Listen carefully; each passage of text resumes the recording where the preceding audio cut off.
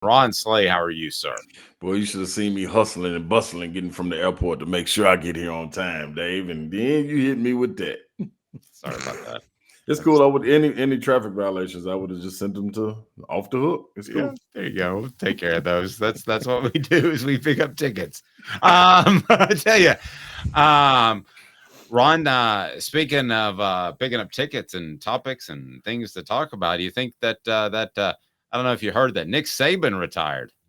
Hey man, Yeah, did you hear anything about that? that's crazy, man. Like I was actually when the message came across my phone, I was headed into the SEC network, and the whole time I'm thinking like, dang, this kind of a big deal, man. Like, but I'm not talking to anybody. I'm not really looking on social media at that time.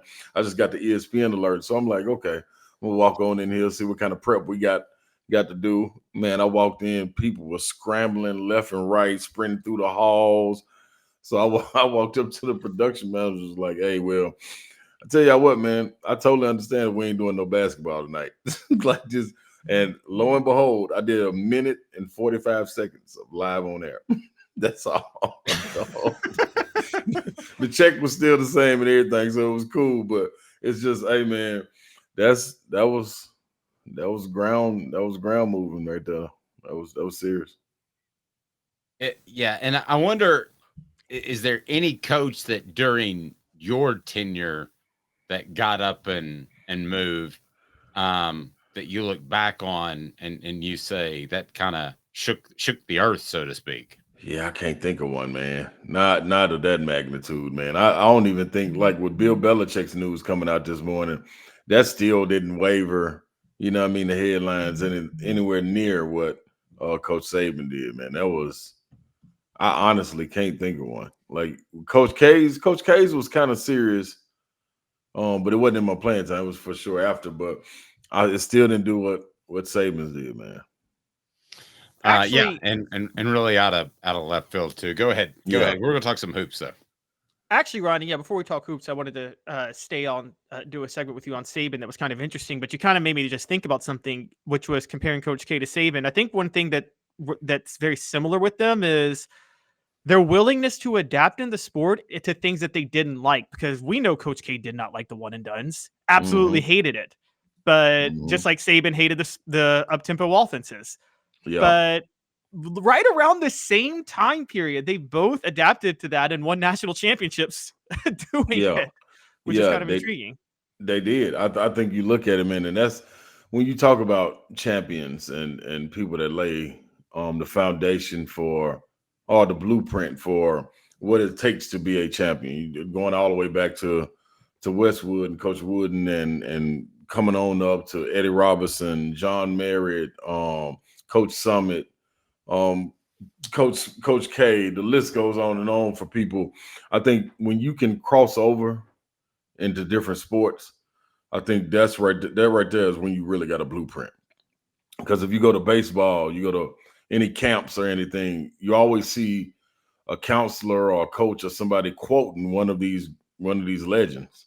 You know what I'm saying? And it don't even necessarily have to be at a basketball camp to hear a quote from a football coach like Bear Bryant or Coach Saban or anyone like that. It's like, wow, these guys really got it figured out. So to be able to evolve, that's part of it. That's part of the blueprint. That's in their fabric to evolve with the generation, to evolve with the game and how it goes, whatever it takes to win.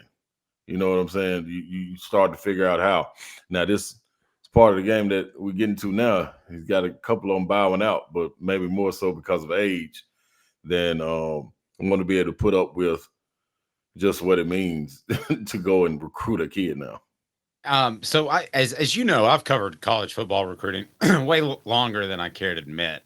And Nick Saban was one of those guys that he got to the point where he could go in your living room, and Jalen Hurd's an example who Yeah. played running back at Tennessee. He told him, he said, just want to tell you, I think you're a defensive end.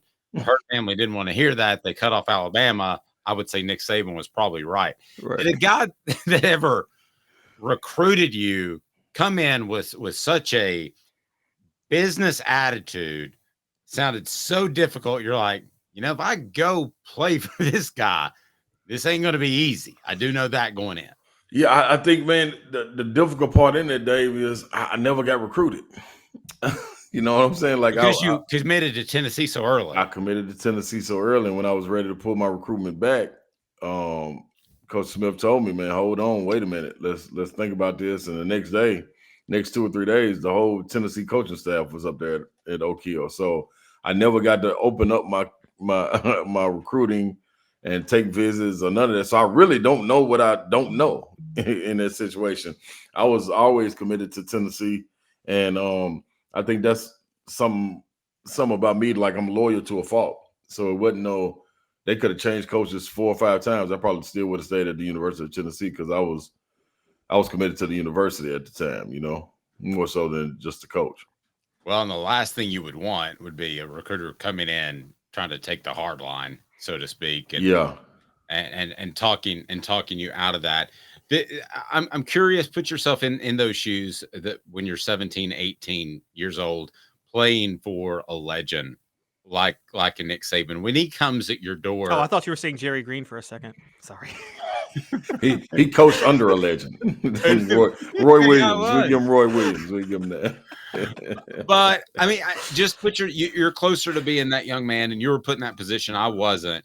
Of a Nick Saban comes to your door, I think you probably answer the bell, right? Yeah, I mean, when you look at it, when you start talking about GOATs and coaches that are Hall of Fame coaches, I always refer back to my coach at Oak Hill, Coach Smith, Steve Smith. He's a legendary coach. When you talk about national championships, respected on all levels, whether it be pro, college, the amateur level, because what he was doing back then is what they were doing now. They were coaching pros and trying to get guys with egos from all different walks of life, different ethnicities, all to come together and have one common goal. And he was able to do that.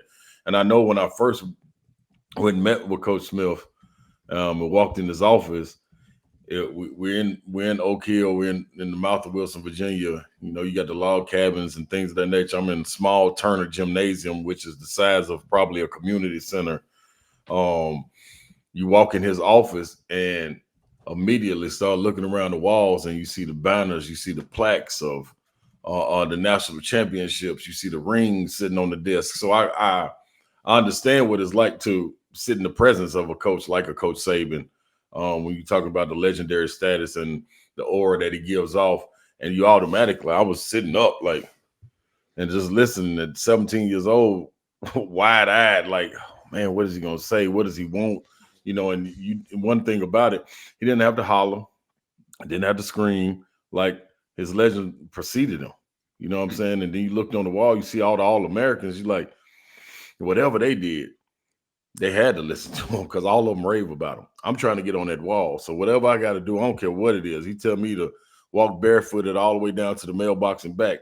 It's got to be something to it. You know what I mean? And I'm going to do it. So you just, you go with those guys, man, and you listen. And the people that soak up the game, very rare for somebody to come out of those situations, man, without learning something or taking a step towards greatness. Interesting. Ron, let's do a bit of a transition here. I'm sure you watched Tennessee, Mississippi State last night in that game.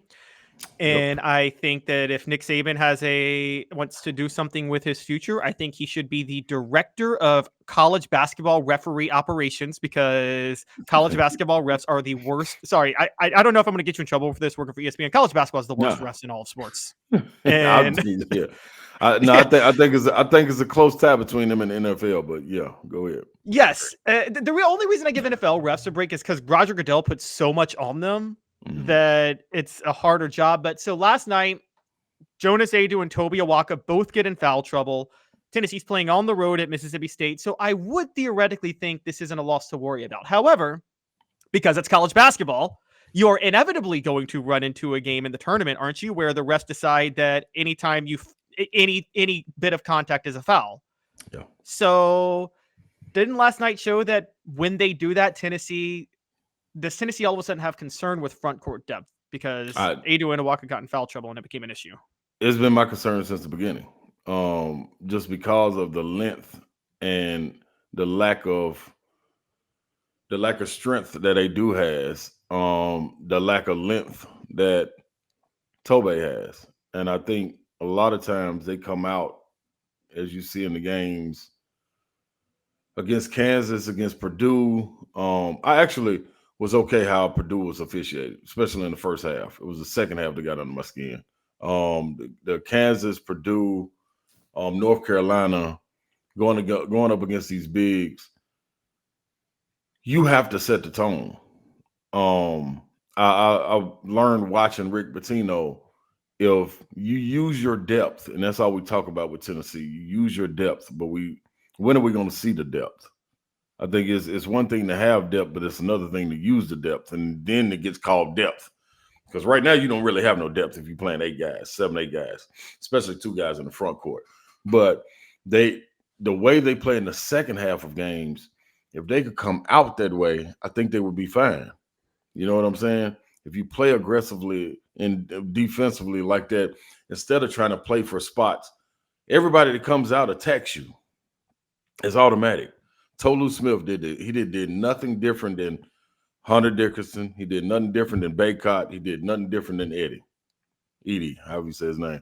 None of those guys. So that's going to continue to be a problem when you walk into, you got a situation where a guy's not as talented going against Georgia and a Chihuahua, and he could do the same exact thing. He's 7 foot, 275 too. Like, what you going to do? Are you going to stand there and let him get the ball? Are the guards going to take the responsibility to put more ball pressure so you can't throw it in so easy? You gotta figure out something, man, where you don't have to make an adjustment every time. Sometimes you have to have them adjust to you. And I think, man, that's gonna come from film, because you're getting attacked the same way. It's nothing special. It's no new pick that they're setting the pick, rolling down, waiting on a switch, then trying to get it. No, they're attacking the big. Ain't no ifs, ands, or buts about it. So you got to move your feet, stop playing behind. You got to exert some more energy, get around, make them frustrated. Then use your fouls in that way. Use your fouls before they get the ball, not when they get the ball about to go up and score, giving up and ones. You might as well let them score. Just get on back down the court. So I think the bigs got to figure it out, and they got to watch some more film on it, man. It's funny. I always talk about the boom boom room, and it's a joke, but you as crazy as it sounds, the Achilles heel for Tennessee basketball right now is the boom boom room. People attacking inside, so it's got to be fixed. No, and I want to ask you about that a bit, because you reference the depth, but we don't always see it. Mm-hmm. Is that a Rick Barnes thing, or is that a flow? Is he still fine? Is he still figuring this out into January? Man, Dave, that's a good question, dude. I've been wrecking my brain all the way back. I was watching the film all the way back on it, and it was good to see Freddie DeLeon get in yesterday. I will say the depth when used has to be effective too. Like Jordan Gainey, you got to make some shots. I mean, it's simple. You know what I mean? You're getting looks. You just got to knock it down. You got to continue to shoot, but you got to knock those down. You got to knock down timely shots. You got to trust someone else. I think the guard rotation is fine. But when you start talking about the depth, and I always refer back to our guys, my class, the reason we were called deep is because we actually played 10 guys. Right. You know what I'm saying? And it wasn't a drop-off ever a drop-off. Sometimes the second 5 should have been starting some of the games. And this is coming from some of the starters saying this. So you got to be able to answer that bell. So I can't figure out, is it a lack of trust on Coach Barnes' part, or a lack of production when given the opportunity from the guys on the bench? I mean, we're 2 games into the SEC play. I did think that last game in Ole Miss, when you were up 30, maybe you should have got some experience for them younger guys. You know what I'm saying? Like, instead of letting guys play 30-some minutes, 35 minutes. And it's cool to let them get a rhythm too, but it's something else for Freddie to get 8 to 10 more minutes, or Meshack to play a nice bulk of the minutes, or get Estrella in there, or Cade Phillips, or somebody to get them some experience, so when they do get to see the action, it's not a shock. So I'm torn right now, Dave. I had to see about 2 or 3 more games to see exactly what it is, and I wish I could get up there and see a practice and really see how they're responding in practice to it. But we can't keep hollering depth, and this is one of the deepest teams if it's now going to use the depth. Yeah, I mean, you sound a little concerned. Are you concerned they need to fix this up fairly quick? I am. I'm concerned about the front court. The front court is what gets me. You're playing 2 guys. You're playing 2 guys. We made a deep run. We played 4 posts. And it'll be different if one of those were a Tolu Smith. You know what I'm saying? Or somebody they're not that. So you need a combined effort of those guys down low, but you don't need them filing out.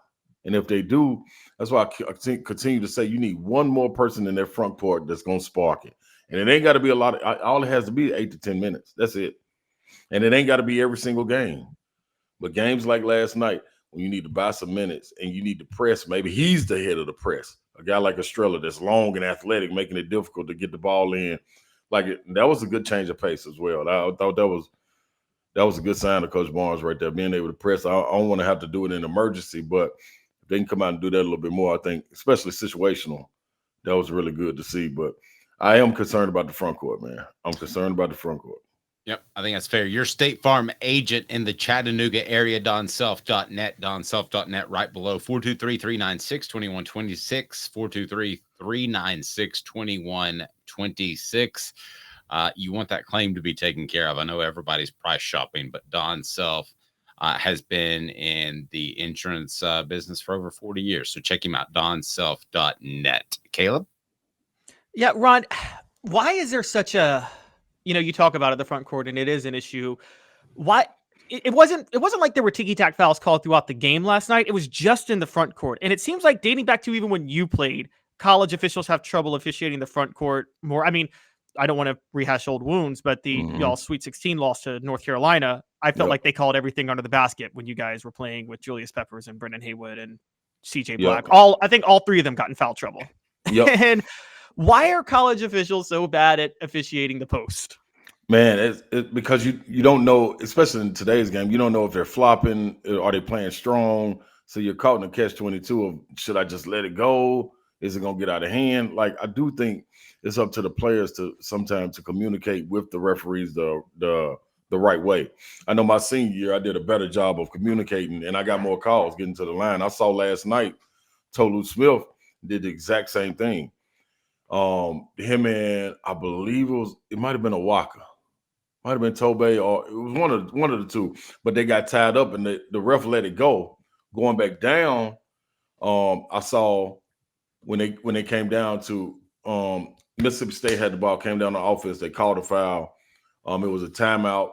They came back out to the floor, and Tolu Smith was at the free throw line about to shoot, and he walked up to the ref, and him and the ref were conversating about the play before, and I saw it because he was talking about, man, he locked me in. I was trying to get him off of him. You called a foul on me. What do I need to do? But it's those conversations that help you establish a relationship with the ref during that game that makes him say, okay, well, I'm going to watch this for you.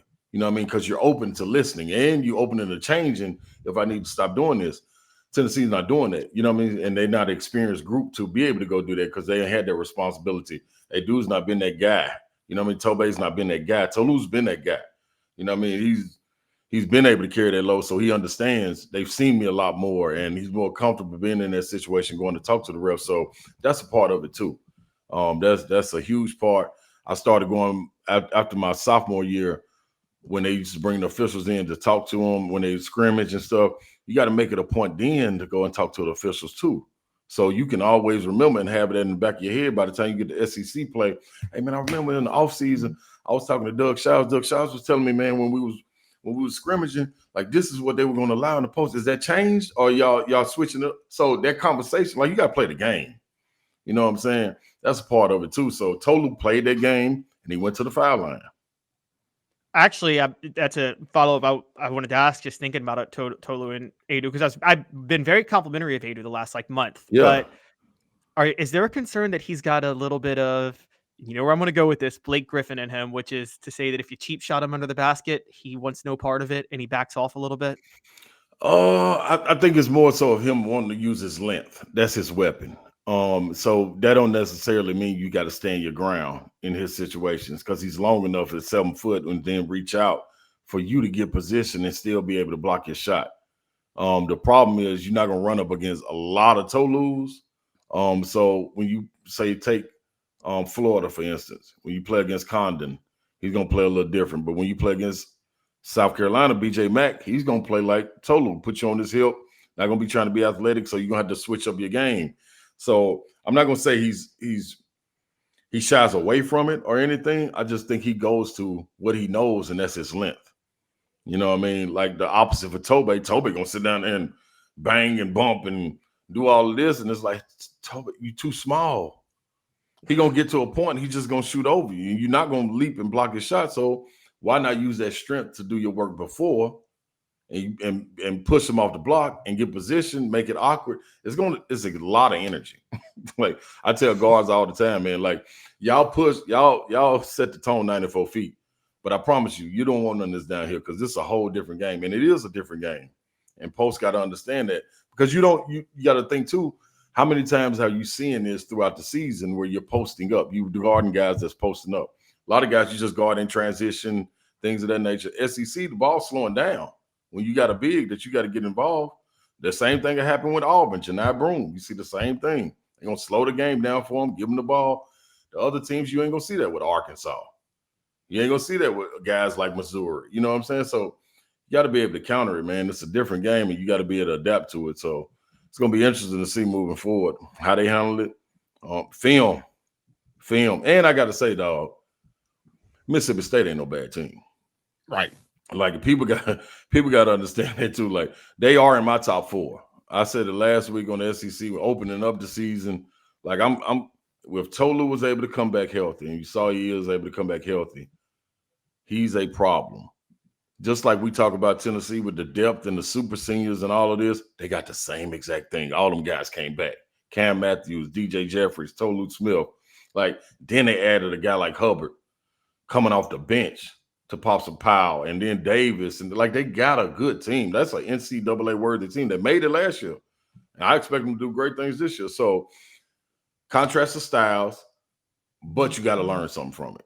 You know what I mean? Like it going forward, Georgia, I don't expect this to happen with Georgia. Tennessee style to overpower Georgia. It's just what it is. But Mississippi State, the lock in play defense, long, athletic, and you're number 5. Going on the road in the SEC. We want this. You know what I'm saying? So all that plays a factor. It was a perfect storm for him last night. Ron, great stuff as always, buddy. We'll talk to you soon. Hey, you getting me out of here. I'm ready to roll, man. You just like the SEC, dog. You cut me short too. We can go as long as you want. I've got nothing to do today. See you, Ron. His appearance brought to you by Dynasty Spas. Thank you, sir.